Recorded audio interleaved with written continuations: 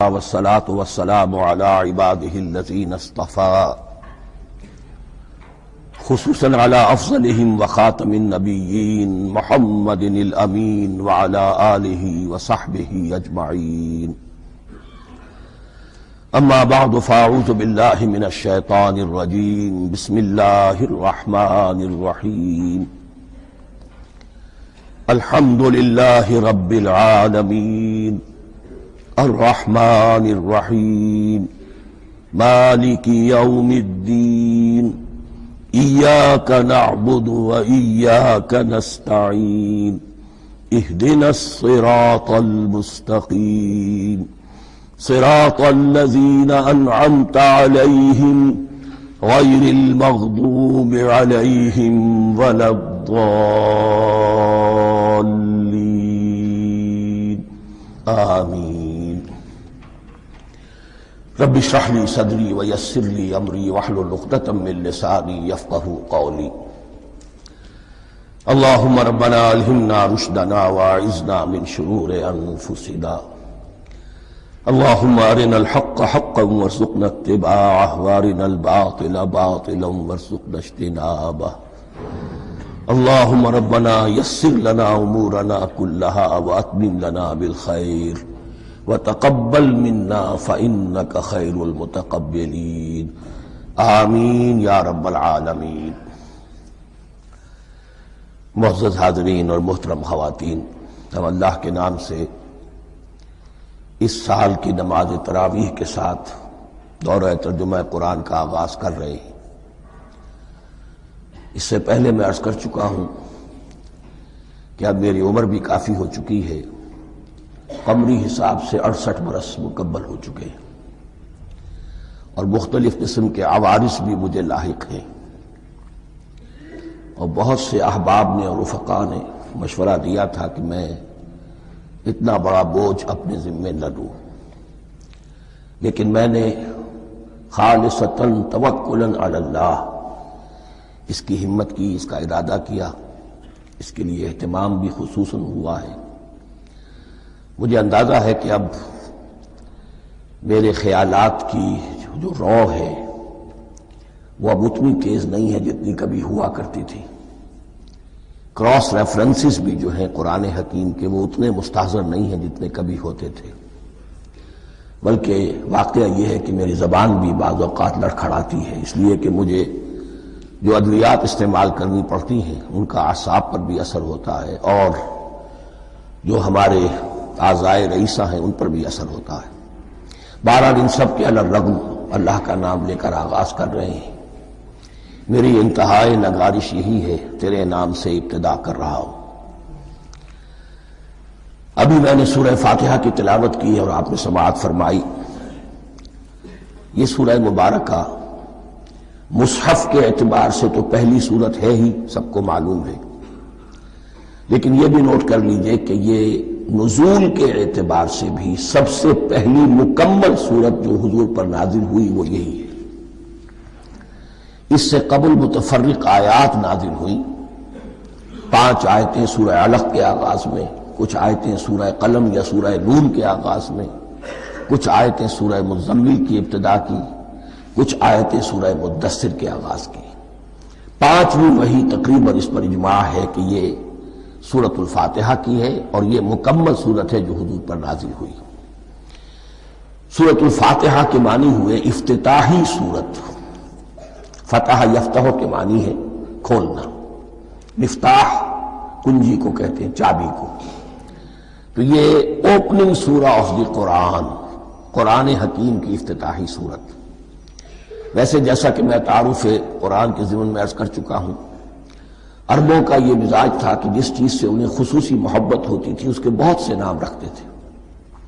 اس کے بھی بہت سے نام ہیں. سورۃ الفاتحہ سب سے عام ہے، لیکن الکافیہ، الشافیہ، ام القرآن، اساس القرآن، کم سے کم یہ 4 نام تو میں سمجھتا ہوں کہ ہر مسلمان کو مزید معلوم ہونے چاہیے، اور بھی بہت سے نام. اس سورہ مبارکہ کی بالاتفاق بالاجماع 7 آیتیں ہیں، اگرچہ ان کی ترتیب میں کچھ اختلاف ہے.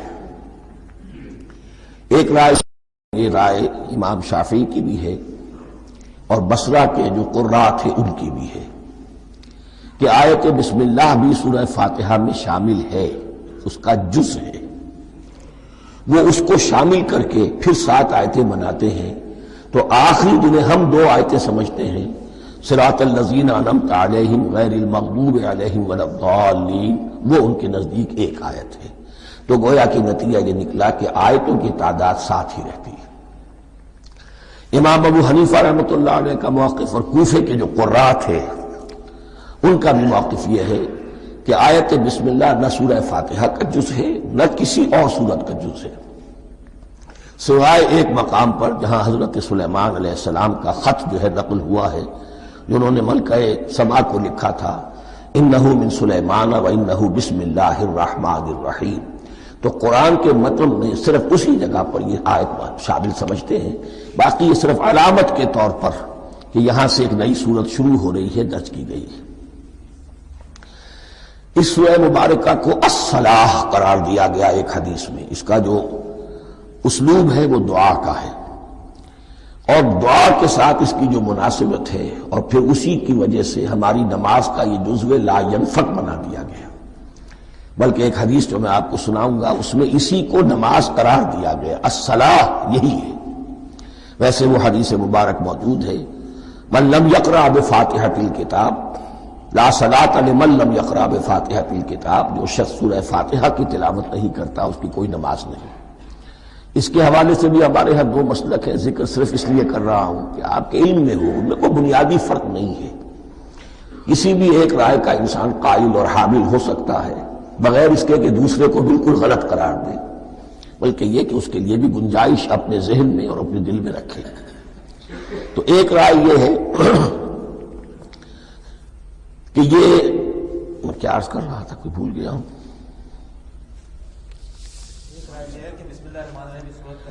جی، اور دوسری آیت یہ ہے کہ اس کا حصہ نہیں ہے، اسی اعتبار سے یہ کہ یہ سورہ مبارکہ نماز میں پڑھی جانی ضروری ہے، لا صلاۃ لمن لم یقرأ بفاتحۃ الکتاب۔ البتہ یہ اختلاف ہے، یہ بات جو میں ذکر کر رہا تھا جو ذہن سے نکل گئی، کہ آیا مقتدی جو ہے امام کے پیچھے کھڑا ہو کر جب نماز پڑھ رہا ہو تو کیا اس صورت میں بھی اس کے لیے لازم ہے کہ سورہ فاتحہ پڑھے؟ اس میں 2 رائے ہو گئی، بلکہ 3۔ ایک رائے انتہائی ہے اور وہ فقہ حنفی کی طرف منسوب ہے کہ اگر آپ امام کے پیچھے مقتدی کی حیثیت سے نماز پڑھ رہے ہیں تو کسی بھی رکعت میں آپ سورہ فاتحہ نہیں پڑھیں گے۔ ایک دوسری بالکل برعکس رائے ہے، وہ امام شافعی رحمۃ اللہ علیہ کی ہے کہ ہر حالت میں چاہے امام جہری رکعت پڑھا رہا ہو جس میں وہ بلند آواز سے سورہ فاتحہ پڑھ رہا ہو، اور چاہے وہ سری رکعت ہو، ہر حالت میں مقتدی کو بھی پڑھنی ہے۔ ایک تیسری رائے بین ہے، وہ امام مالک کی ہے رحمۃ اللہ علیہ، کہ جو سری رکعت ہے جس میں کہ امام بھی خاموشی سے پڑھ رہا ہے مقتدیوں کو بھی پڑھنی چاہیے، جو جہری رکعت ہے جس میں کہ امام بلند آواز سے پڑھ رہا ہے اس میں مقتدیوں کو خاموش رہ کر پوری توجہ جو ہے سننے پر صرف کر دینی چاہیے۔ اذا قرئ القرآن فاستمعوا له وانصتوا، جب قرآن پڑھا جا رہا ہو تو پوری توجہ اس کے پڑھنے پر مرکوز کر۔ میرے اپنی رائے میں یہ تیسری رائے سب سے زیادہ صائب ہے اور اس میں کسی طرح کی بھی کوئی پیچیدگی پیدا نہیں ہوتی۔ بہرحال اس سورہ مبارکہ کا جو اسلوب ہے میں نے عرض کیا دعائیہ ہے، البتہ قرآن مجید کے علم اور حکمت کے اعتبار سے، اس کے فلسفے کے اعتبار سے ایک بات سمجھ لینی چاہیے۔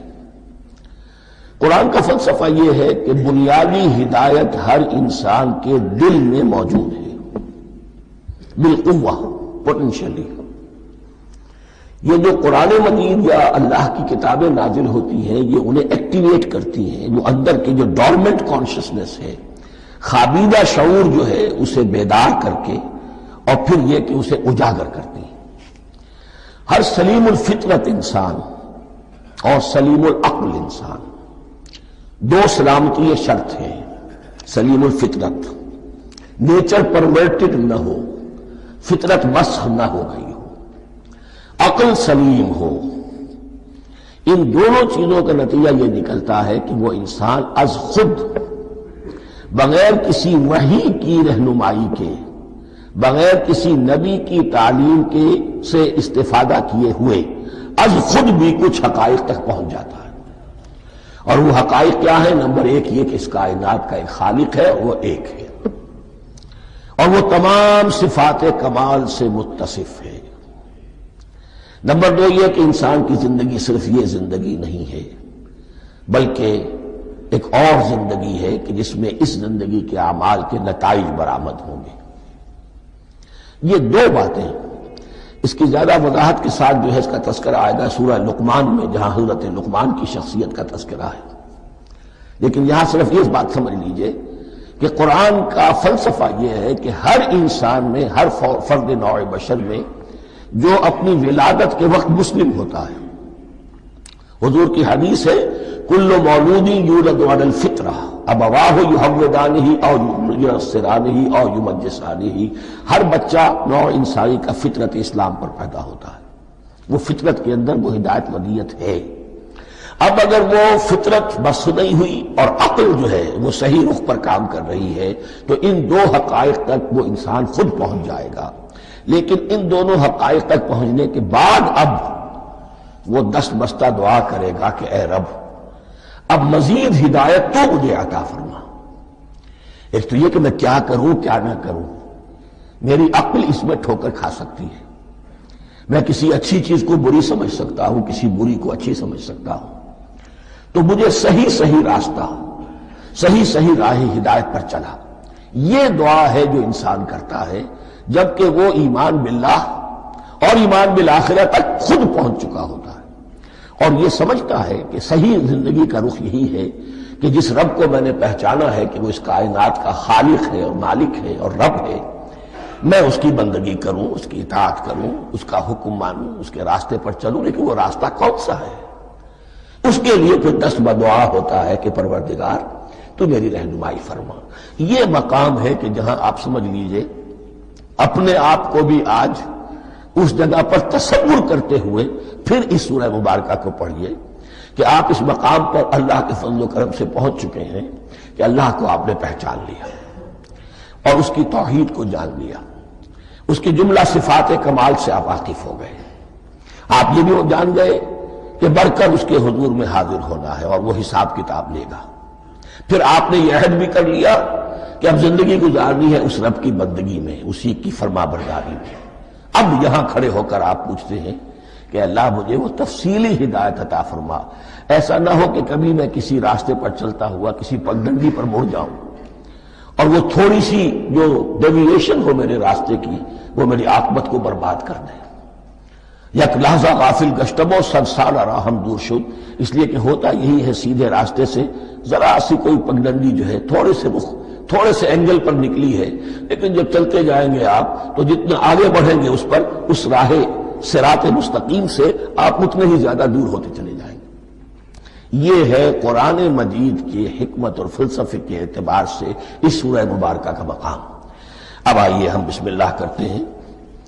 بسم اللہ الرحمن الرحیم، شروع کرتا ہوں میں اللہ کے نام سے جو رحمان اور رحیم ہے۔ اس پر کچھ گفتگو ہو چکی ہے تعارف قرآن کے ضمن میں کہ رحمان اور رحیم دو نام ہیں کہ جو رحمت کے مادے سے نکلتے ہیں۔ رحمان میں اللہ تعالیٰ کی رحمت کا جوش، ہیجانی کیفیت، طوفانی کیفیت، اور رحیم میں اللہ تعالیٰ کی رحمت کا دوام اور تسلسل۔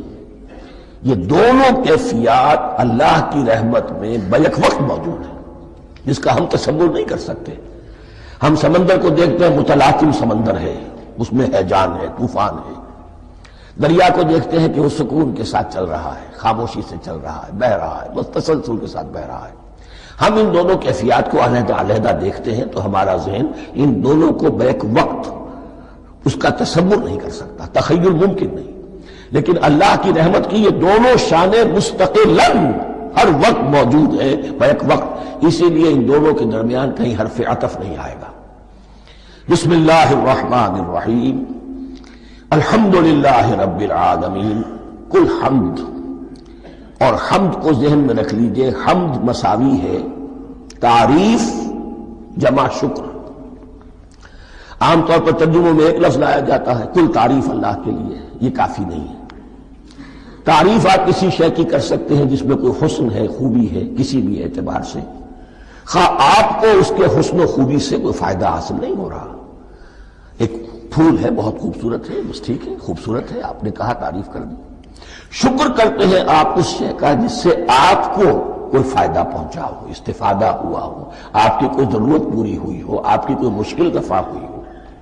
اور آپ دیکھیں گے کہ حمد میں یہ شکر کا پہلو غالب ہے۔ جتنی بھی دعائیں ہیں حضور سے منقول، شکر کے مقام پر وہاں حمد آتا ہے۔ بھوک لگی ہوئی تھی، کھانا کھایا، الحمدللہ الذی اطعمنی وسقانی۔ اب یہاں دیکھیے ترجمہ تعریف نہیں، شکر ہے اس اللہ کا جس نے مجھے کھلایا اور پلایا۔ آپ بیت الخلاء سے باہر آئے، نجاستیں آپ سے دور ہو گئیں، طبیعت میں انشراح ہوا، الحمدللہ الذی اذھب عنی الاذی وعافانی۔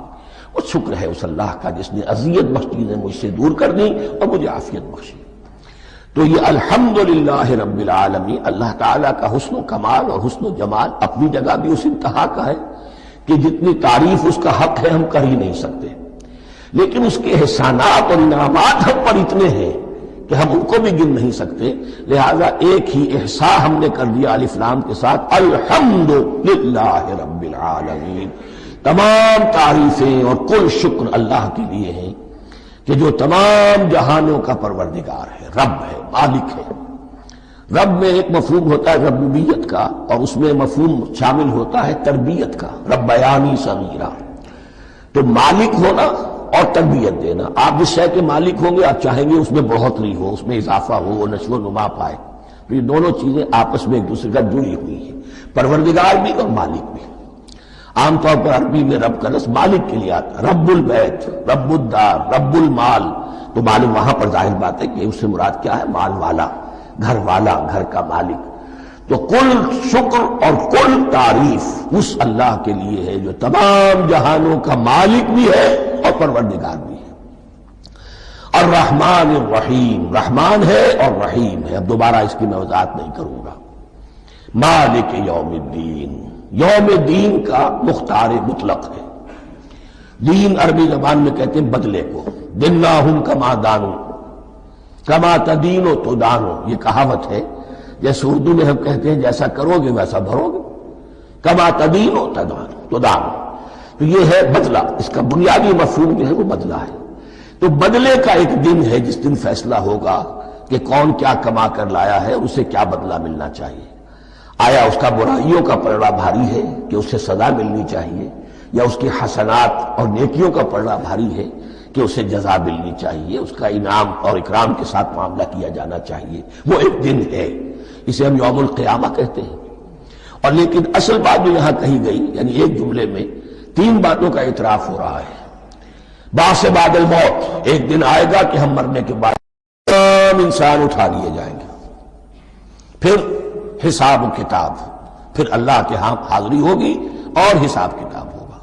اور تیسرا یہ کہ اس حساب کتاب کے دن کا مختار مطلق اللہ ہے، یعنی کسی اور کو اپنے ذہن میں سہارا بنا کر آپ زندگی گزاریں کہ وہ مجھے چھڑا لے گا، یا وہ ہستی جو ہے اتنی زوردار ہے کہ وہ مجھے بچا لے گی، اس سے اپنے دل کو، اپنے ذہن کو بالکل پاک کر لیجئے۔ مالک یوم الدین، ایک دوسری جگہ پر قرآن میں آیا ہے، اس روز کوئی پکارنے والا پکارے گا، لمن الملک اليوم للہ الواحد القہار، آج کے دن کس کا اختیار مطلق ہے؟ اور پھر کہا جائے گا اللہ کے لیے، الواحد قہار، جو پوری طرح چھایا ہوا ہے، مستولی ہے۔ تو مالک یوم الدین، جو جزا و سزا کے دن کا مالک ہے۔ اب یہاں سے کلام ایک رخ بدل رہا ہے۔ ابھی تک تو یہ غائبانہ انداز میں کلام ہو رہا ہے، اللہ سے خطاب نہیں آیا اس میں ابھی۔ الحمدللہ رب العالمین الرحمن الرحیم مالک یوم الدین، اب خطاب ہے ایاک نعبد و ایاک نستعین، ہم صرف تیری ہی بندگی کرتے ہیں اور کریں گے، اور ہم صرف تجھ ہی سے مدد مانگتے ہیں اور مانگیں گے۔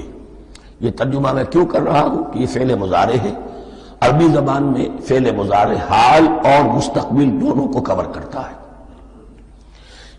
کا جو ہے مفعول فاعلی جو ہے، مفعول جو ہے اس میں ضمیر مفعولی اسے پہلے لا کر حشر کا مضمون پیدا ہو گیا۔ ہم تیری بندگی کرتے ہیں نہیں، ہم تیری ہی بندگی کرتے ہیں اور کریں گے۔ حال میں ترجمہ کیجئے تو یہ اظہار حال ہے، اور مستقبل میں ترجمہ کیجئے تو ایک عہد ہے، قول و قرار ہے، بہت بڑا معاہدہ ہے۔ وَإِيَّاكَ نَسْتَعِينُ، اور صرف تجھ ہی سے مدد مانگتے ہیں اور مانگیں گے۔ اس میں بھی حال کا ترجمہ اظہار حال، اللہ کرے کہ واقعی ہمارا حال وہی ہو، جب ہم یہ الفاظ کہتے ہیں تو واقعتاً ہم اس پر پورے اتر رہے ہوں کہ اسی کی بندگی کر رہے ہوں اور اسی سے ساری استعانت اور استمداد کر رہے ہیں۔ جہاں تک مستقبل کا تعلق ہے وہ پھر ایک عہد ہے۔ اہدنا الصراط المستقیم، یہ مقام وہ آ گیا کہ یہاں تک تو ہے پروردگار ہم پہنچ گئے، تیرے فضل سے، تیرے کرم سے۔ فطرت سلیمہ بھی تیری عطا کردہ تھی، عقل سلیم بھی تیری ودیعت کردہ تھی، ان دونوں کی روشنی سے ہم یہاں تک تو پہنچ گئے۔ اب ہماری جو ضرورت ہے، احتیاج ہے، وہ کیا ہے؟ اہدنا الصراط المستقیم، ہدایت بخش ہمیں سیدھے راستے کی۔ یہاں دو باتیں سمجھ لیجئے۔ انفرادی سطح پر انسان کے لیے نہ معلوم کتنے مرحلے آتے ہیں ہر روز کہ جس میں وہ ایک چھٹک کر کھڑا ہو جاتا ہے، یہ کروں یا یہ کروں، دو آلٹرنیٹو سامنے آ رہے ہیں، فیصلہ کرنا مشکل ہو رہا ہے، قدم قدم پر ہدایت کی ضرورت ہے۔ اور اجتماعی طور پر نوع انسانی تین بڑے بڑے تمدنی مسائل میں واقعہ یہ ہے کہ تسلیم کر لیا جانا چاہیے کہ عقل انسانی اس کو راستہ نہیں دکھا سکتی۔ عام معاشرتی سطح پر مرد اور عورت کے درمیان حقوق اور اختیارات کا کیا توازن ہو، ناممکن ہے، انسان طے نہیں کر سکتا۔ انسان یا مرد ہے یا عورت ہے۔ عورت سوچے گی اپنے لحاظ، اپنے جذبات کا، اپنے خیالات کا لحاظ رکھے گی، مرد کے جذبات و احساسات کا اسے کوئی اس کا کوئی تصور ہی ممکن نہیں۔ مرد سوچے گا اسے اپنے احساسات معلوم ہے، لیکن یہ کہ عورت کے احساسات سے وہ نابلد ہے، ان کو محسوس کر ہی نہیں سکتا۔ لا محالہ وہ اپنے بارے میں وہ جو بھی نظام بنائے گا اس میں وہ اپنی بالادستی رکھے گا۔ وہ تو ایک ہی ہستی ہو سکتی ہے کہ جو دونوں کی خالق ہے، مرد کی بھی عورت کی بھی، اور اس کو دونوں سے محبت ہے، دونوں کا خیر خواہ ہے، دونوں کا رب ہے، دونوں کو پروان چڑھانا چاہتا ہے۔ اسی طرح فرد اور معاشرہ یا ریاست، حکومت اور ریاست ہمیشہ یہ چاہتی ہے کہ سارے اختیارات ہمارے ہاتھ میں آ جائیں، ٹوٹلیٹیرین سوسائٹی ہو، بس ہم حکم دیں اور لوگ اس پر چلیں۔ افراد یہ چاہتے نہیں، ہمیں آزادی ہونی چاہیے۔ اب آپ دیکھیے کہ دنیا میں کتنے جھگڑے چلتے ہیں اسی پر، فریڈم فریڈم فریڈم۔ وہ فریڈم واقعتاً اپنی جگہ پر ایک شے ہے، افراد کی آزادی ہونی چاہیے، لیکن افراد کی آزادی اتنی نہ ہو جائے کہ وہ مادر پدر آزاد ہو جائے، کوئی قانون، کوئی قاعدہ، کوئی اخلاقی کوئی حدود اور قیود جو ہے ان کا پابند نہ رہے۔ تو اب کہاں ہے وہ نقطہ اعتدال کہ جس میں انسان کی انفرادی آزادی، انفرادی اختیار اور ادھر اجتماعی مصلحتیں جو ہیں ان کو بیلنس کیا جا سکے؟ انسان طے نہیں کر سکتا، صرف اللہ ہی اس کے لیے نظام دے سکتا ہے۔ تیسرا مسئلہ ہے سرمایہ اور محنت، اس میں کیا توازن ہو؟ سرمایہ اور محنت دونوں مل کر کچھ بنا رہے ہیں، کچھ پروڈیوس کر رہے ہیں۔ اب اس میں نفع جو ہوا ہے اس میں سرمایہ کا کتنا حصہ ہونا چاہیے اور لیبر کا کتنا ہونا چاہیے، کون طے کر سکتا؟ اس کے لیے بھی کہ ایسا نہ ہو کہ سرمایہ داری جو ہے آکاش بیل بن کر پورے معاشرے پر چھا جائے اور غریب بیچارہ، مزدور بیچارہ، کاشتکار بیچارہ وہ گویا کہ چکی کے دو پارٹوں میں پس کر رہ جائے، اس کی کوئی حیثیت نہ رہ جائے۔ لیکن یہ کہ دوسری طرف اگر یہ کہ مزدور کا جو حق ہے اس سے زیادہ اس کو دے دیا جائے تو سرمایہ جو ہے وہ سکڑ جائے گا، شائی ہو جائے گا، وہ پھر میدان میں نہیں آئے گا۔ کیا کیا جائے؟ کون سا نقطہ عدل و اعتدال ہے؟ یہ تین مسائل ایسے ہیں، اہدنا الصراط المستقیم۔ تو یوں سمجھیے کہ ایک جو بنیادی ہدایت تھی، ایک اللہ کو پہچان لینا، یہ جان لینا کہ کل حسن و جمال اور تمام انعام و اکرام کا منبع اس کی ذات ہے، وہ رحمان ہے اور رحیم ہے، اور یہ جان لینا کہ مرنے کے بعد جی اٹھنا ہے، حساب کتاب ہے، فیصلہ ہوگا جزا و سزا کا، اور مختار مطلق اس دن کا اللہ ہے۔ پھر یہ عہد کر لینا ایاک نعبد و ایاک نستعین، اس کے بعد دعا پروردگار ہمیں ہدایت پر قائم رکھ، ہماری ہدایت میں اضافہ فرما۔ اس ہدایت کے لفظ کو سمجھ لیجئے، بنیادی ہدایت، تفصیلی ہدایت، قدم قدم پر ہدایت، ہدایت پر ہدایت۔ والذین اہتدوا زادہم ھدی، جو لوگ ہدایت کے راستے پر آتے ہیں اللہ ان کی ہدایت میں اضافہ کرتا ہے۔ تو یہ قدم قدم پر ہمیں ہدایت کی ضرورت ہے اور مرحلہ وار ضرورت ہے۔ ہدایت اس کو بھی کہتے ہیں کہ کسی نے آپ سے کوئی پتہ پوچھا، آپ نے کہا ادھر جانا، پھر دوسری گلی میں مڑنا، پھر جانا دو تین لائٹیں چلے جانا، پھر مڑنا، وغیرہ وغیرہ، یہ بھی ہدایت ہے، نظری طور پر آپ نے بتایا ہے۔ ایک ہدایت یہ ہوئی کہ بھائی میں چلتا ہوں آپ کے ساتھ، میں آپ کو وہاں تک پہنچا دوں گا تاکہ آپ کو دقت نہ ہو، آپ نے منزل تک پہنچا دیا۔ ان دونوں کے درمیان، یہ تو میں نے ایک فرد کی مثال دی ہے، اللہ اور بندے کے درمیان نہ معلوم کتنے مراحل ہیں ہدایت کے۔ تو کسی وقت بھی انسان اپنے آپ کو ہدایت خداوندی سے مستغنا نہیں سمجھ سکتا، اور نہیں تو پروردگار جو ہدایت دی ہے اس کو ہدایت پر قائم رکھ۔ کیا پتہ شیطان کا کوئی حملہ، کیا پتہ ہمارے نفس کی کوئی شرارت کسی ایسے رخ پر ہمیں ڈال دے کہ اب تک کی ساری کمائی بھی ضائع ہو جائے۔ لہذا یہ نہ سمجھیے کہ جب یہ ساری چیزیں ان کو معلوم تھی، ان چیزوں کا تو اقرار کر رہے تو اب ہدایت کون سی مانگ رہے ہیں؟ تو ہدایت کا تو بڑا میدان کھلا ہوا ہے، اور اس ہدایت کی وہ جو میں نے آخری شکل آپ کو بتائی ہے، یہ منزل مقصود تک پہنچا دے۔ یہ ہدایت بھی قرآن مجید میں اس معنی میں بھی لفظ آیا ہے کہ اہل جنت جب جنت میں داخل ہوں گے تو جو ترانہ حمد ان کی زبان پر اس وقت ہوگا وہ کیا ہے؟ الحمدللہ الذی ہدانا لہذا وما کنا لنہتدی لولا ان ہدانا اللہ۔ کل شکر اس اللہ کا جس نے ہمیں یہاں تک پہنچا دیا، ہدایت دی یہاں تک پہنچا دیا، اور ہم ہرگز نہ پہنچ پاتے، ہم ہرگز ہدایت یافتہ نہ ہو سکتے اگر اللہ ہی ہمیں ہدایت نہ دیتا۔ اہدنا الصراط المستقیم، سیدھا راستہ، صراط الذین انعمت علیہم، اس کی مزید وضاحت ہے، راستہ اس کا ان لوگوں کا جن پر تیرا انعام ہوا۔ یہ کون لوگ ہیں؟ اس کی وضاحت آپ کو ملے گی سورہ نساء میں، من یطع اللہ والرسول فاولئک مع الذین انعم اللہ علیہم من النبیین والصدیقین والشہداء والصالحین۔ چار طبقات ہیں منعم علیہم جن پر اللہ کا انعام ہوا ہے۔ چوٹی پر انبیاء کرام، اس کے بعد صدیقین کرام، اس کے بعد شہداء عظام، اس کے بعد عام صالح مسلمان، صالح ہو۔ یہ بیس لائن ہے، اس سے اوپر کا درجہ شہداء کا ہے، اس سے اوپر کا درجہ صدیقین کا ہے، اور پھر کا درجہ انبیاء کا ہے۔ انبیاء میں سے پھر وہ بھی ہوتے ہیں کہ جو اولو العزم میں من الرسل ہیں، لیکن یہ چار طبقات ہیں، ان کے راستے پر ہمیں چلا۔ غیر المغضوب علیہم ولا الضالین، جو مغضوب علیہم نہیں ہوئے، جن پر تیرا غضب نہیں ہوا، اور غضب ہوتا ہے ان پر کہ جو ہدایت کے واضح ہونے کے بعد ہدایت کو ترک کر دیں، وہ ہے مغضوب علیہم۔ جنہیں ہدایت مل گئی ہو، ہدایت کو پہچان لیا ہو، پھر اپنی شرارت نفس کی وجہ سے، اپنی نفسانیت کی وجہ سے، اپنے تکبر کی وجہ سے، اپنے حسد کی وجہ سے وہ اس حق کو رد کر دیں، اس کو ترک کر دیں، ان پر اللہ کا غضب آتا ہے۔ اور اس میں اس کی بہت بڑی مثال تاریخ کے اعتبار سے یہودی ہے۔ اللہ نے انہیں ہدایت دی، کتابیں عطا کی، تورات، انجیل، زبور، سینکڑوں نبی ان میں مبعوث کیے، 1400 برس تک نبوت کا تار ٹوٹا ہی نہیں، مسلسل۔ ابتدا میں بھی 2 نبی، موسیٰ اور ہارون، اور اختتام پر بھی 2 نبی، عیسیٰ اور یحییٰ علیہ السلام، اور ان کے مابین کوئی لمحہ نہیں آیا ہے تاریخ بنی اسرائیل میں جبکہ کوئی نہ کوئی نبی موجود نہ ہو۔ لیکن انہوں نے اپنی شرارت نفس کی وجہ سے ہدایت تورات سے بھی منہ موڑا، اور پھر سب سے بڑی بات یہ کہ ہدایت محمدی سے، ہدایت قرآنی سے بھی صلی اللہ علیہ وسلم منہ موڑا، وہ ہے مغضوب علیہم ولا الضالین، اور نہ ہی گمراہ ہوئے۔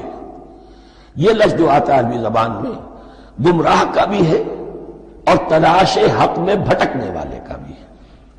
ایک وہ شخص ہے جس پر حق ابھی واضح نہیں ہوا، وہ تلاش میں ہے، اس کے لیے بھی ضال کا لفظ آئے گا۔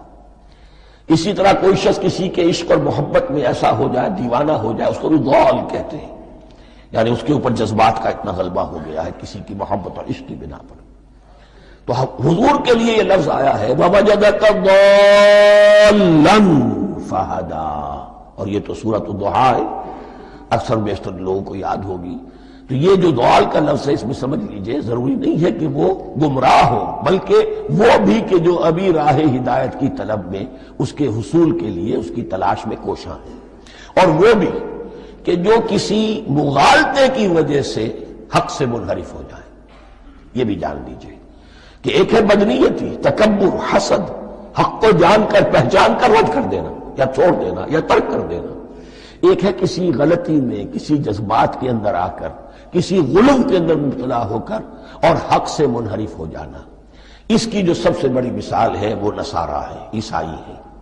حضرت مسیح کو انہوں نے مانا لیکن غلو کیا، یہ لفظ آئے گا آگے، لا تغلو فی دینکم، اپنے دین میں غلو نہ کرو۔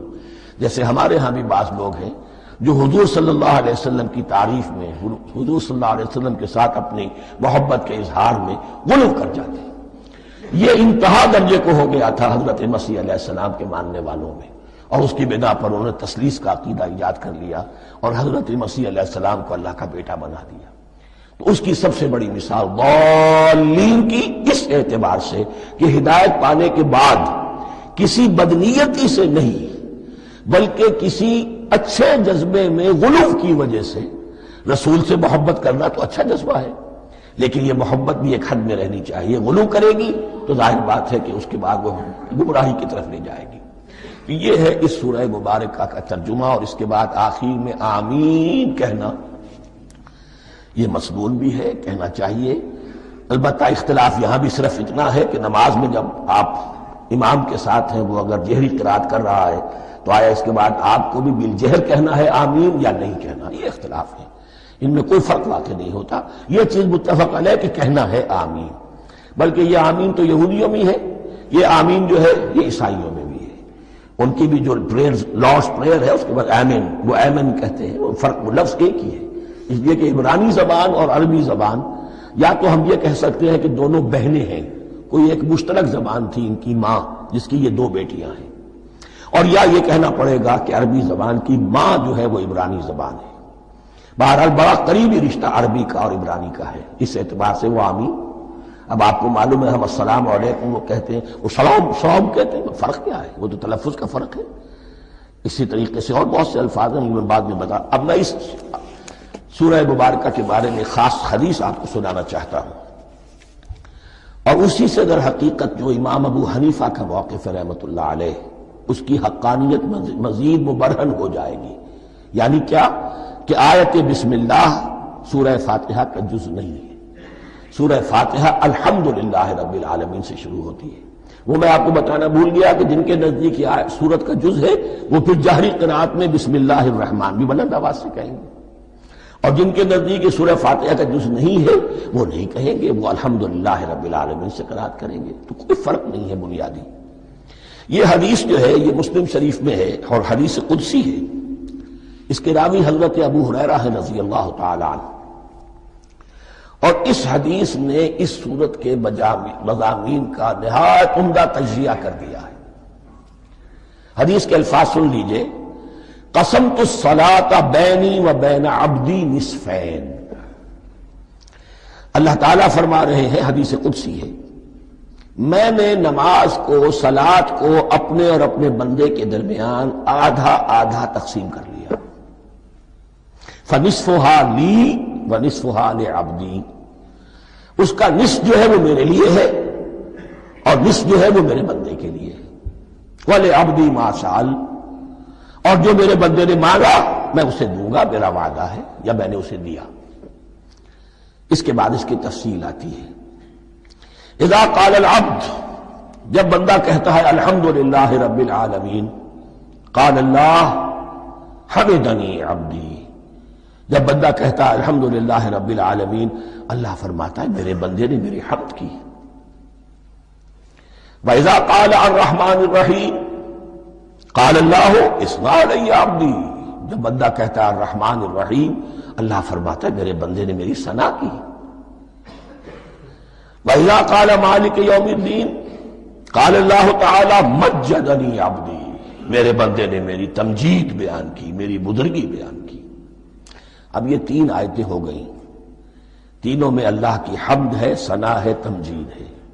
یہ تین آیتیں خالص اللہ کے لیے ہو گئی۔ اب چوتھی آیت آئی، ایاک نعبد و ایاک نستعین۔ اس کے بارے میں جب بندہ کہتا ہے اذا قال العبد ایاک نعبد و ایاک نستعین، قال اللہ تعالی ھذا ما بینی و بین عبدی ولعبدی ما سأل، یہ میرے اور میرے بندے کے درمیان ہے۔ یہ تو یوں سمجھیے کہ یہ گرا لگ گئی ہے میرے اور میرے بندے کے مابین۔ اس نے مجھ سے قول و قرار کیا ہے، اس نے میری بندگی کا اعتراف کیا ہے، اس نے تسلیم کیا ہے کہ میری ہی بندگی کرتا ہے اور کرے گا، اور مجھ سے مدد چاہیے ہے۔ ھذا ما بینی و بین عبدی، یہ معاہدہ ہے، معاہدہ دو فریقوں کے مابین ہوتا، یہ میرے اور میرے بندے کے مابین ہے۔ والے عبدی ما سأل، اور میں نے اپنے بندے کو دیا جو اس نے مانگا، وہ میری مدد چاہتا ہے، میری مدد اس کے شامل حال رہے گی۔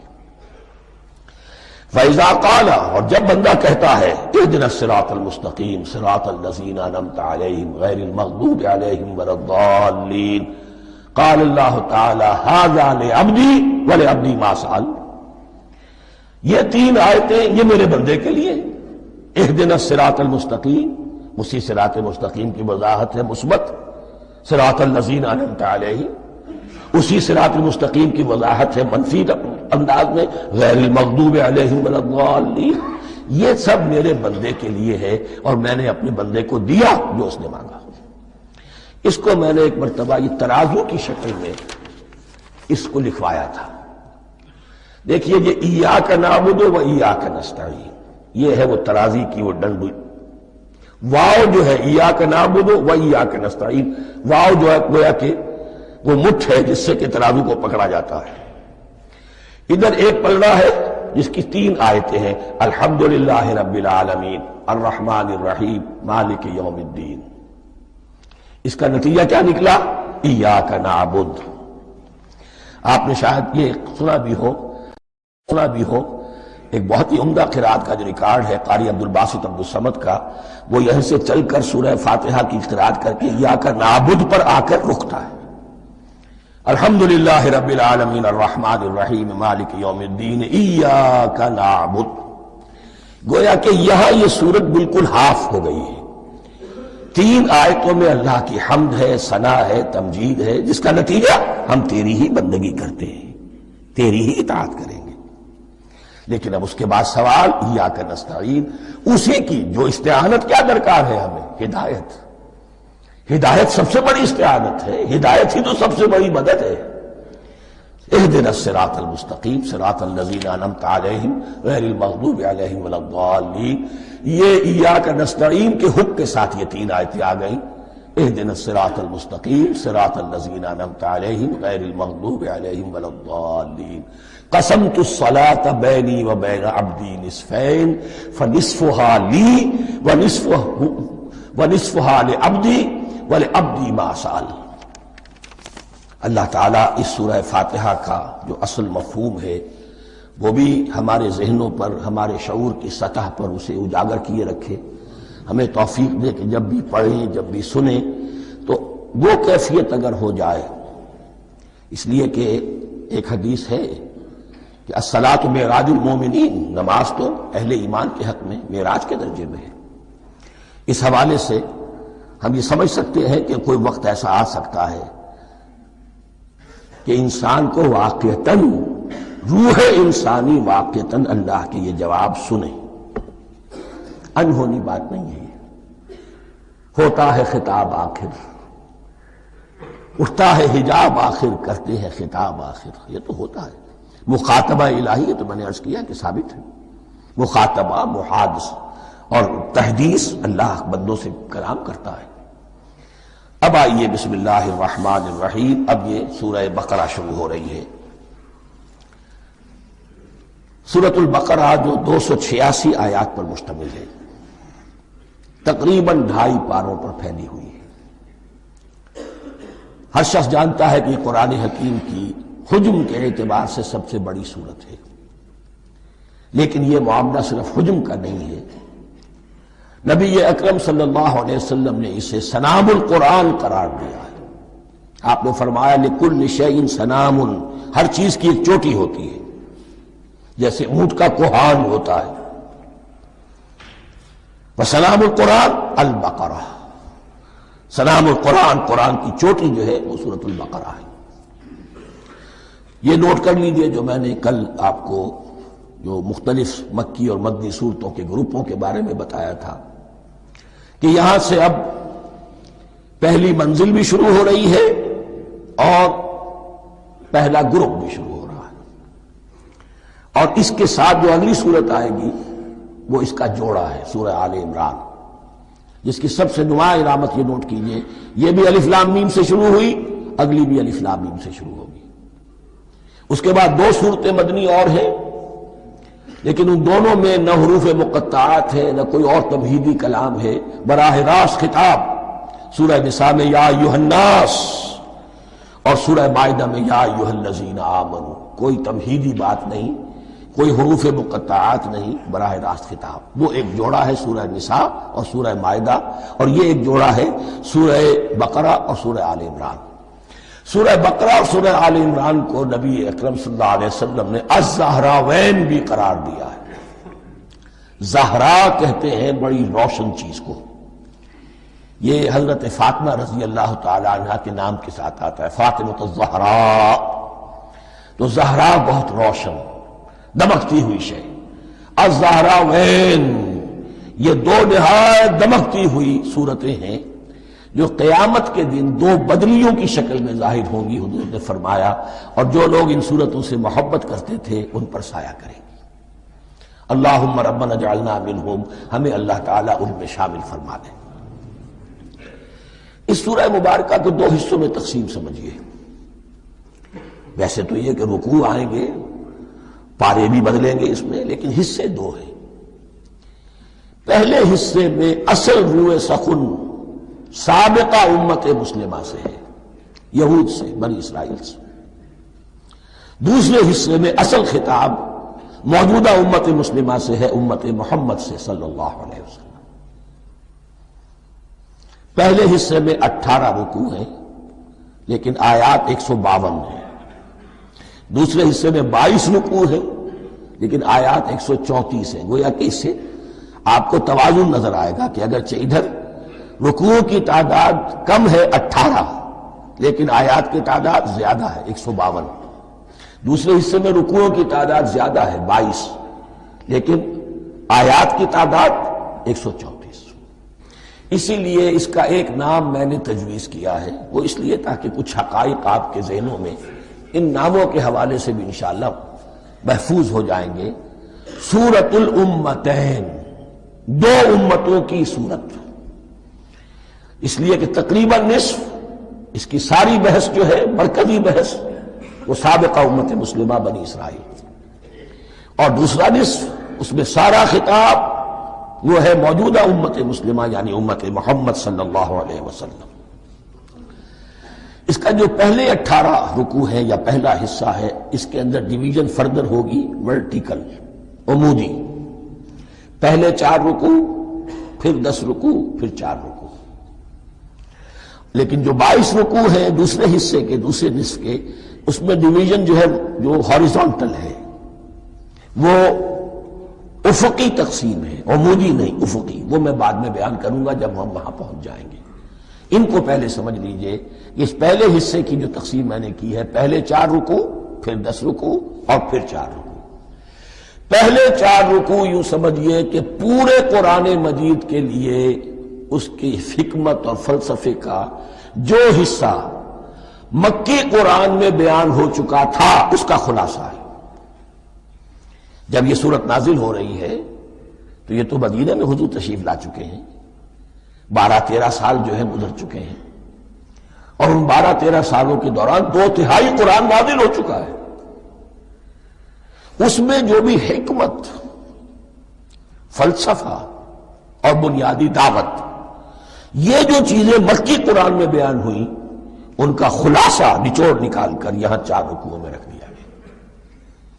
اگرچہ ان میں بھی جب گہرائی میں آپ دیکھیں گے تو روح سخن جو ہے وہ بنی اسرائیل کی طرف ہے، وہ میں بعد میں عرض کروں گا، لیکن اضافی طور پر یہ سمجھ لیجئے کہ پورے مکی قرآن کے حکمت اور پیغام کا خلاصہ ان 4 رکوعوں میں۔ پھر 10 رکوع ہیں جن میں براہ راست خطاب ہے سابقہ امت مسلمہ، یا بنی اسرائیل۔ اس کے بھی 2 حصے ہیں۔ پہلے ایک رکوع میں دعوت ہے، بڑا انداز اس کا بڑا پیارا ہے، اس میں دعوت ہے، ایمان لاؤ محمد پر صلی اللہ علیہ وسلم۔ اور اس کے بعد 9 رکوع ہے ملامت کے، ملامت، تنقید، تم نے یہ کیا اور یہ کیا اور یہ کیا، ہم نے یہ احسان کیے، یہ احسان کیے، یہ احسان کیے، تم نے یہ ناشکری کی، یہ ناشکری کی، یہ ناشکری کی۔ اور اس سب کا نتیجہ آخری 4 رکوعوں میں ہے کہ اب تمہیں اس منصب سے معزول کیا جا رہا ہے جس پر تم 2000 برس تک 2000 برس تک فائز رہے ہو، اور تمہیں ہٹا کر اب ایک نئی امت محمد کی شکل میں جو وجود میں آ چکی ہے صلی اللہ علیہ وسلم، اسے اس پر فائز کیا جا رہا ہے۔ اور اس کی علامت کے طور پر اسے میں کہا کرتا ہوں کورونیشن، تاج پوشی۔ ایک امت معزول، دوسری امت اس کا نصب ہو رہا ہے، اس کی تاج پوشی کے لیے سمبل، علامت کیا ہے؟ قبلہ تحویل۔ وہ قبلہ یروشلم سابقہ امت کا قبلہ اب ادھر رخ نہیں ہوگا، اب اہل توحید کا قبلہ یہ مکے کی طرف ہوگا، بیت اللہ کی طرف ہوگا۔ تو تحویل قبلہ کا مضمون ہے جو ان 4 رکوعوں میں آتا ہے۔ تو یہ میں نے تھوڑی سی تمہید جو ہے آپ کے سامنے رکھ دی ہے۔ اب بسم اللہ کیجئے۔ بسم اللہ الرحمن الرحیم، الف لام میم۔ الف لام میم یہ حروف مقطعات ہیں، یہ علیحدہ علیحدہ پڑھے جاتے ہیں، علم نہیں پڑھ سکتے اس کو۔ الف لام میم، ہا میم، ہا علیحدہ، میم علیحدہ، اگرچہ لکھے ہوئے ہوتے ہیں جڑے ہوئے، کاف ہا یا عین صاد لکھے ہوئے جڑے ہوئے، پڑھے جائیں گے علیحدہ علیحدہ، قطع علیحدہ کرنا۔ تو حروف مقطعات، ان کے بارے میں ایک بات تو جو ہے اجماعی ہے، سب کے نزدیک مسلم ہے، ان کا کوئی حتمی مفہوم اور ان کے حتمی معنی کسی کو معلوم نہیں سوائے اللہ اور اس کے رسول کے۔ اس معنی میں یوں بھی کہا گیا یہ کوڈ ورڈز ہیں، جیسے کہ کوئی میسیجز جو ہیں ادھر ادھر بھیجے جاتے ہیں، سیکرٹ میسیجز، تو کچھ کوڈ ورڈز ہوتے ہیں جس سے سمجھ میں آتا ہے کہ یہ بات واقعتاً صحیح سورس سے آ رہی ہے، واللہ عالم۔ لیکن اس کا کوئی مفہوم اور اس کے معنی جو ہیں وہ اتفاق اس پر ہے، اگرچہ بعض حضرات نے کچھ اپنی سی کوشش کی ہے، کچھ مفہوم جو ہے بنانے کی، وہ اپنی جگہ پر ہے، لیکن یہ کہ کسی حضرت عبداللہ ابن عباس رضی اللہ تعالی عنہما نے بعض ایسی کوششیں کی ہیں، لیکن ان کی رائے کو بھی ان کی ذاتی رائے سمجھا گیا ہے، امت نے اسے قبول نہیں کیا۔ اجماع اور کنسنسس اسی پر ہے کہ اس کے معنی اور مفہوم کسی کو معلوم نہیں سوائے اللہ اور اس کے رسول کے۔ البتہ بعض چیزیں ایسی ہیں کہ وہ اگر نوٹ کر لی جائیں تو شاید آئندہ ہے اس میں کچھ راز کھلنے کے امکانات پیدا ہو جائیں۔ دیکھیے عربی زبان کے جو الفابیٹس ہیں ان کی تعداد 29 ہے یا 28 ہے، میں بتا چکا ہوں۔ الف اور حمزہ کو ایک سمجھے تو 28 ورنہ 29۔ پہلی بات یہ نوٹ کیجئے قرآن حکیم کی 114 سورتوں میں سے 29 سورتوں میں ان کے شروع میں یہ حروف مقطعات آئے ہیں۔ دوسری بات یہ کہ اس میں 28 کا نصف کیجئے تو 14 استعمال ہوئے، 14 نہیں استعمال ہوئے، بالکل آدھی تعداد استعمال ہوئی ہے۔ تیسرے یہ کہ جو شروع اور آخر اور درمیان 3 حصوں میں تقسیم کر دیجئے آپ، 9 9 9 پلواڑی 27، ایک طرف 10 رہ جائیں گے۔ پہلے حصے میں سے بہت کم حروف لیے گئے، بہت کم۔ آخری حصے کے تقریباً تمام حروف ہیں، تقریباً۔ درمیانی حصہ وہ ہے کہ جس میں آپ نے دیکھا ہے کہ عربی میں جوڑوں کی شکل میں ہے، صاد ضاد، فرق کیا ہے نقطے کا، سین شین، فرق کیا ہے نقطوں کا، را زا، فرق کیا ہے نقطے کا۔ تو جو بھی نقطے والا لفظ ہے وہ نہیں لیا گیا، اور جو بغیر نقطے کے غیر منقوط ہے وہ لیا گیا۔ پھر اس میں 3 صورتیں ہیں جن میں ایک ایک حرف آیا ہے، سورہ قاف، سورہ نون، سورہ صاد۔ پھر صورتیں ہیں جن میں 2 آئی ہیں، جن میں 3 آئے ہیں، پھر 4 آئے ہیں، 2 ہی صورتیں ہیں جن میں 4 ہیں، اور 2 ہی صورتیں جن میں 5 ہیں۔ تو یہ ہے صرف یوں سمجھیے کہ اعداد و شمار۔ اس کے حوالے سے کچھ آدمی غور کرے تو شاید کوئی بات نکلے۔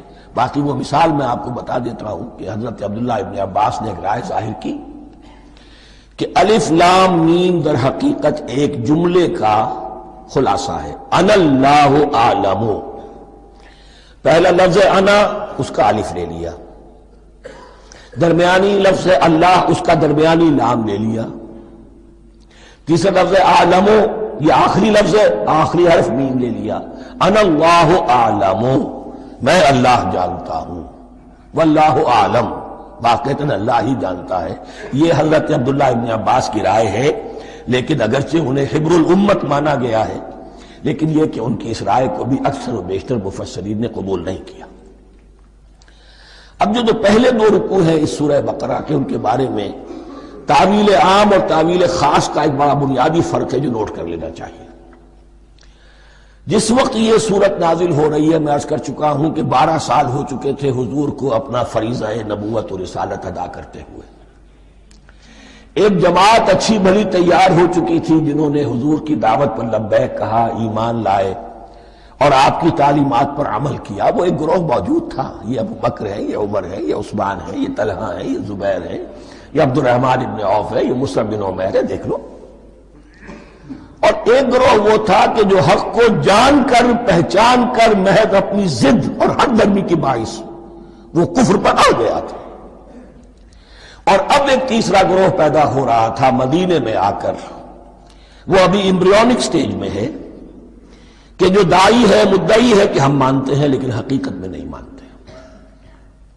یہ 3 قسم کے گروہ دنیا میں ہمیشہ پائے جائیں گے، ہمیشہ۔ اب اسے میں اس کو لا رہا ہوں تعویل عام کی طرف۔ جب بھی کبھی کوئی دعوت اٹھے گی انقلابی، ایک ہوتا ہے واعظ و نصیحت، ٹھیک ہے، جس نے بھی فائدہ اٹھایا اٹھا لیا۔ ایک ہوتی ہے دعوت انقلابی، وہ انقلابی دعوت کا ہدف ہوتا ہے نظام کو بدلنا۔ نظام بدلتا ہے تو ظاہر بات ہے کہ جو لوگ اس نظام میں جن کے ویسٹڈ انٹرسٹ ہیں اور جن کو پریولیجز حاصل ہیں، جن کے مفادات ہیں، وہ تو لازماً اپنے نظام کا تحفظ کریں گے۔ ٹکراؤ ہوگا، تصادم ہوگا، تصادم میں جانی نقصان بھی ہوگا، مالی نقصان بھی ہوگا۔ یہ گویا کہ کسی انقلابی دعوت کے لوازم ہیں۔ اگر یہ شاید نہ ہو تو ان دعوت انقلابی ہے ہی نہیں۔ اس اعتبار سے ہر انقلابی دعوت کے جواب میں 3 طبقے پیدا ہو جاتے ہیں۔ ایک وہ کہ جو اس دعوت کو قبول کرتے ہیں دیانت کے ساتھ، خلوص کے ساتھ، اخلاص کے ساتھ، اور پھر پوری جوامردی کا ثبوت دیتے ہیں، ہر چہ بعد آباد، اب جو آئے سو آئے، جان دینی پڑے حاضر ہیں، مال دینا پڑے حاضر ہیں، کوئی تکلیف آئے، کوئی مشقت آئے، کوئی مصیبت آئے، کوئی قربانی کرے حاضر۔ جب پکارا گیا واپس نہیں پھیرا کوئی فرمان جنوں کا، اور تنہا نہیں لوٹی کبھی آواز جرس کی۔ خیریت جا راحت تن صحت داما، سب بھول گئی مصلحتیں اہل ہوس کی۔ ایک وہ لوگ ہوتے ہیں، ایک وہ لوگ ہوتے ہیں کہ جو اڑ جاتے ہیں ضد پر، ہٹ درمی پر، ماننے کے باوجود، جاننے کے باوجود کہ بات تو ٹھیک ہے جو کہہ رہے ہیں، کیسے مان لیں؟ ہماری سیادت، ہماری چودراہٹ، ہمارے مفادات، ہمارے یہ ساری چیزیں ان سب کے اوپر زد پڑ رہی ہے۔ یہ لوگ اڑ جاتے ہیں، اور پھر کوئی دعوت، کوئی نصیحت، کوئی مزید افہام و تفہیم ان کے حق میں مفید نہیں ہوتی۔ اس لیے کہ صحیح بات ہے جو کہتے ہیں کہ سوتے کو تو جگایا جا سکتا ہے، جاگتے ہو کیسے جگائیں؟ کوئی سویا ہوا ہے تو آپ اسے جگا دیں گے، جو جاگا ہوا ہے لیکن وہ بنا ہوا ہے، وہ اٹھنے کو تیار ہی نہیں ہے، تو آپ کیسے اٹھا دیں گے اس کو؟ تو جو لوگ جان بوجھ کر حق کو پہچان کر رد کر دیتے ہیں، پھر ان کے حق میں کوئی دعوت، کوئی نصیحت، کوئی تبلیغ، کوئی انذار، کوئی تبشیر مفید نہیں ہوتی۔ تیسرا درجہ ایسے لوگوں کا ہوتا ہے جو یا تو شروع میں آتے ہی شرارت کے ارادے سے، کوئی مصلحت ہے جس کی وجہ سے اس دعوت کو قبول کر لیا، کوئی ذاتی منفعت ہے جس کے لیے قبول کر لیا، یا یہ کہ شروع میں تو اخلاص کے ساتھ آتے ہیں لیکن جب قربانی دینے کا وقت آتا ہے تو ان کے اندر سیرت و کردار کی وہ مضبوطی نہیں ہوتی کہ ہر چباد آباد، یہ نہیں ہوتی، وہ پھر ڈگمگاتے رہتے ہیں، کبھی کچھ چلے پھر کہیں چھٹک کر رہ گئے، پھر کہیں کچھ چلے پھر چھٹک کر رہ گئے۔ یہ تیسرا طبقہ ہے کہ جو کہتا ہے، دعوی مدعی ہے کہ ہم نے مانا ہے، قبول کیا ہے، بات ٹھیک ہے، کچھ تھوڑا بہت چلتے بھی ہیں، لیکن جہاں مشکل آئی چھٹک کر کھڑے ہو گئے، اونگے منہ گر پڑے۔ یہ تیسرا طبقہ ہے۔ اس کے لیے لفظ ہمارے ہاں منافقین بھی ہے، لیکن اس رکوع میں آ کر ابھی ان 4 رکوعوں میں نہیں بلکہ سورہ بقرہ میں مکمل میں بھی کہیں نفاق کا لفظ نہیں آیا ہے، اس لیے کہ اسے مرض سے تعبیر کیا گیا۔ یہ مرض ہے ایک، اور اس مرض کے ذریعے سے لوگوں کے اندر جو ہے وہ ایک نفاق کا بیج پڑ رہا ہے، جو ظاہر ہوگا تو منافقت پوری کی پوری کھل کر سامنے آ جائے گی۔ روگ ہے انسانی شخصیت کا، اس حوالے سے وہ تیسری، اور یہ چونکہ اہم ترین حصہ تھا اور یہ مرض اب شروع ہو رہا تھا، مدینے میں، مکے میں نہیں تھا، لہذا زیادہ تفصیل سے اس کے بارے میں گفتگو ہوئی۔ اب ان 2 رکنوں کا سلسلے وار مطالعہ انشاءاللہ اس دوسری نشست میں کریں گے۔ دوسری نشست سے مراد یہی ہے ابھی